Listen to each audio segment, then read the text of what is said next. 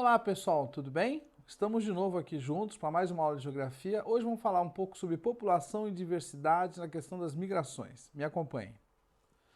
Essa imagem eu gosto de falar um pouco dela porque me lembra os retirantes, né, de Cândido Portinari, e ali refugiados num campo de refugiados, provavelmente no Oriente Médio, e buscando, talvez não, certamente indo para a Europa. Bom, no nosso slide anterior, a pergunta básica era: por que as pessoas migram? E a resposta óbvia é porque elas querem melhorar de vida. E aí nós vamos nos atentar somente à questão política, religiosa e os conflitos étnicos. Bom, essas imagens que nós estamos vendo, elas têm muito a ver com a globalização dos dias de hoje. Ok? Eu gostaria que você ficasse comigo aqui, dá uma olhada. Política, desterritorialização, ou seja, a pessoa não está mais no seu lugar, no seu território, ela acaba perdendo esse vínculo e aí ela tem um sentimento de perda pela inexistência da atividade, da afetividade do seu lugar. Religiosa, a gente sabe que existem perseguições religiosas, a gente vê isso na televisão, e ainda a questão dos conflitos étnicos e raciais. Então, essa perda da fixação de raízes faz com que as pessoas tenham certas dificuldades. Por exemplo, diminuição da população quando eu saio, né? Diminuição da taxa de natalidade, envelhecimento da população, diminuição da população economicamente ativa, e mais eu vou receber entrada de dinheiro do pessoal que está fora e manda para casa. Em compensação, eu vou ter o aumento da população devido à entrada de imigrantes, aumento da taxa de natalidade, rejuvenescimento da população, aumento da população econômica ativa, isso é onde o pessoal vai, né? Possível aparecimento de bairros degradados, ou seja, novas comunidades. Na Europa, muitas, eles vão chamar cidades de latas, né? Porque eles acabam morando em containers ou algo próximo disso. E dificuldades de aceitação de novas culturas, línguas e costumes, e também a xenofobia, que é a aversão ao estrangeiro, não gostar do estrangeiro. Nós temos alguns casos aqui. Fluxo de refugiados, né, no mundo, uma crise migratória que está pegando o mundo, também as pessoas mudam por questões econômicas, e aí eu vou ter refugiado, deslocamento, o pessoal que pede asilo e o asilado. Bom, por que então que está acontecendo isso? Vamos dar uma olhada. Aqui, ó, eu gosto de dizer caminhos forçados. Por que caminhos forçados? Porque a pessoa não quer sair do seu lugar, mas ela é obrigada a sair do seu lugar por causa daqueles conflitos que nós falamos. Temos aqui algumas imagens. Aqui, cristãos coptas sendo, imagens, iam ser degolados depois, né, pelo Estado Islâmico. Aqui, olha só que interessante, uma minoria étnica chamada Rohingya, que são muçulmanos em Mianmar, só que Mianmar é um lugar onde a maior parte da população é budista, imagine budista expulsando os caras de lá. E ainda lá também a questão econômica ou de guerras no continente africano, o pessoal tentando chegar na Europa. Bom, perseguição, a gente já falou da questão religiosa ou das minorias, uma limpeza étnica, ou seja, acabar com a etnia que é diferente da minha, já tivemos isso em Ruanda, no Sudão também, e a questão das guerras. Bom, olha só que interessante esse outro gráfico. Aqui está mostrando o pessoal de origem, de onde eles saem e também para onde eles costumam ir. Na África, por causa das guerras que acontecem lá, o pessoal acaba migrando para dentro da África mesmo. Isso é um outro dado interessante. E aí você repara, por exemplo, que na Oceania eu tenho pouco, né? Na América do Norte, só o pessoal indo para lá, né? Não saindo de lá, porque é um lugar desenvolvido. E os lugares onde eu tenho mais imigrantes por concentração, por porcentagem na população, por exemplo, o Líbano recebe muita gente de fora, da Ásia ali, do continente africano, indo para o Líbano. Ok? Bom, aqui a gente repara a questão dos muros, como aumentou a construção dos muros para deixar as pessoas fora do meu grupo, né? Nós tínhamos o antigo Muro de Berlim, caiu, aí depois do 11 de setembro isso aumentou demais. E aqui no Brasil a gente vê a questão, o Brasil vem aceitando muitos refugiados, vem crescendo o número de pessoas, E aqui as regiões para onde eles mais estão indo. Essa aqui é a organização International Organization of Migration. Foi interessante, eu pesquisei esse site, é legal de você acessar, tem um bom material, tem livros, tem até um mapa interativo para você também poder acessar.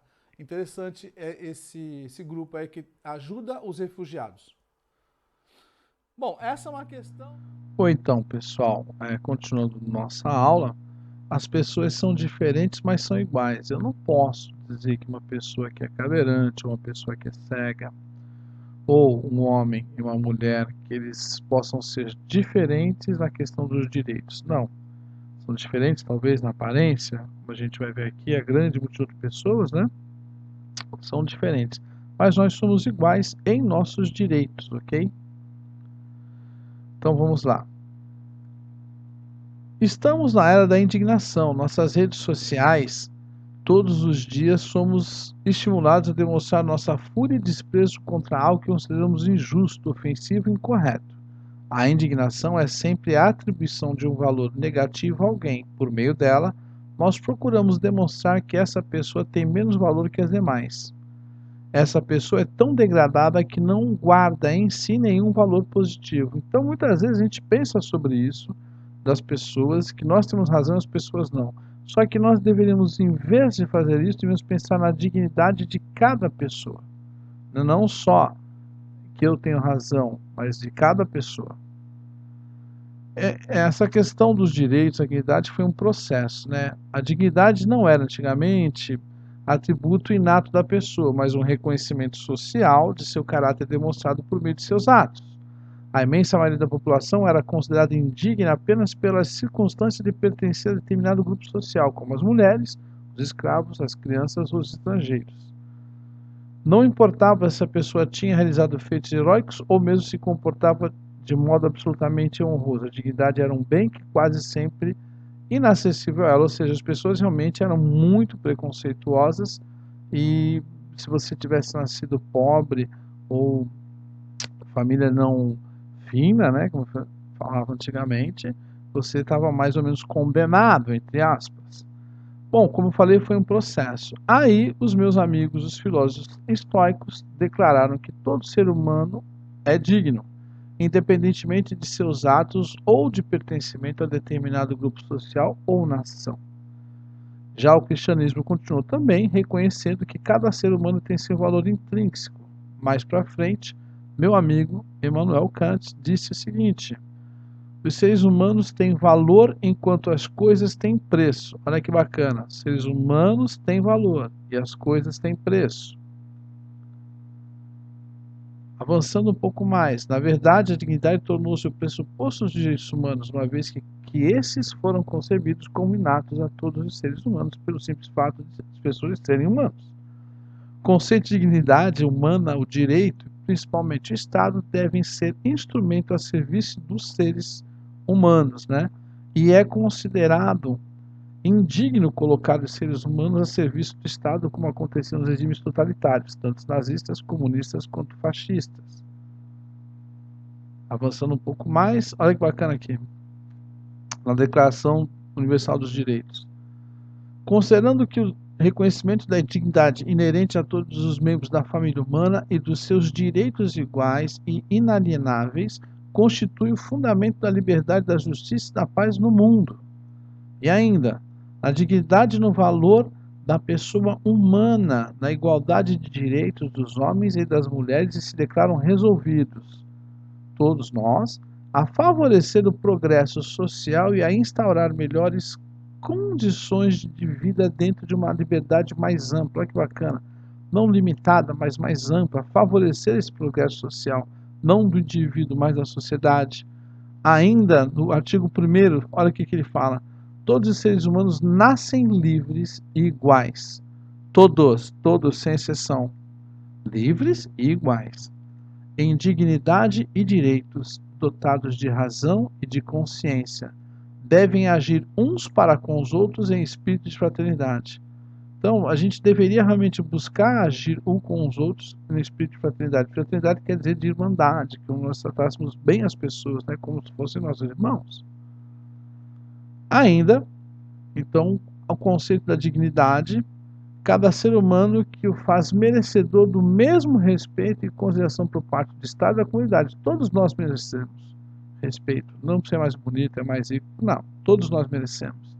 Ou ainda, é um complexo de direitos e deveres fundamentais que assegurem a pessoa tanto contra todo e qualquer ato de cunho degradante e desumano. Inclusive isso, tem que deixar as pessoas sofrerem atos degradantes como os refugiados, como as pessoas que são perseguidas, que venham também a lhe garantir as condições existenciais mínimas para uma vida saudável, mínimo para uma vida saudável, saúde, educação, trabalho, lugar onde mora, além de propiciar e promover sua participação ativa e corresponsável nos destinos da própria existência e da vida em comunhão. Então, a pessoa, ela é dona de si, sua própria existência, mas ela tem que também ter responsabilidade com isso, e também na vida em comunhão com os demais. Direito, na questão dos direitos humanos, a gente vai dizer que é o seguinte: é a norma das ações humanas na vida social. Aos olhos do homem comum, o direito é a lei e a ordem. São as regras obrigatórias que garantem a convivência social graças ao estabelecimento de limites à ação de cada um de seus membros. Podemos dizer também que no mínimo de moral imposto para que a sociedade possa sobreviver, ou seja, eu preciso ter o mínimo de regra para poder estar bem em sociedade. Eu já vou concluir nessa parte dizendo o seguinte, que direito é tudo aquilo que cabe a uma pessoa, que lhe toca, que lhe é devido. Sendo assim, envolve tanto os nossos interesses particulares quanto os interesses do Estado, como também nossa responsabilidade no não cumprimento das regras. Eu também tenho que cumprir as regras e também tenho responsabilidade quando eu não faço. Ou seja, eu tenho direitos e deveres. Por isso que essa questão aqui dos direitos, deveres sociais, sociedade, opinião, todos são importantes, tá? Só que eu tenho que lembrar que eu tenho direitos e também tenho deveres. Por isso que a gente falou nenhum direito a menos. Ok, povo? Obrigado. Vamos continuar. Então, pessoal, por que a questão do nenhum direito menos? Porque note aqui, ó, legislação sobre a prática homossexual no mundo. Note aqui no continente africano, Oriente Médio, que aqui o índice é muito grande, tem até pena de morte. E já no Brasil, Estados Unidos e Canadá, já há tolerância, ou seja, é até reconhecido, né, a união civil, a união estável, o civil, o casamento entre os homossexuais, mas em lugares do mundo ainda existe muita perseguição, inclusive com pena de morte mesmo. Gâmbia é um desses países. Outra que a gente repara, a gente pode falar do nosso país, mas o Brasil aceita bem, aceita todo mundo. Não, mas dá uma olhada aqui, ó, assassinatos de LGBT no Brasil. Não é pouco não, gente, é grande, né, pra gente pensar, para ver que ainda existe um preconceito com relação às pessoas, né, não é que é passado. Nós estamos ainda no século XXI e esse preconceito existe. Aqui eu acho interessante aqui, né, que foi feita uma pesquisa de percepção de intolerância no mundo. Ó. Cidade ou área onde você mora é um bom lugar para imigrantes viverem? Aí você vai reparar que a Hungria, a Índia e o Líbano dizem que não, tá? E no resto, beleza, tranquilo. E já, a cidade ou área onde você mora é um bom lugar para gays e lésbicas viverem? Dá uma olhada aqui, gente. Nigéria, Rússia, Iraque, Japão também, né? E aí, Holanda, tranquilo, mas aqui muito preconceito ainda, tá? Isso no século XXI a gente está falando.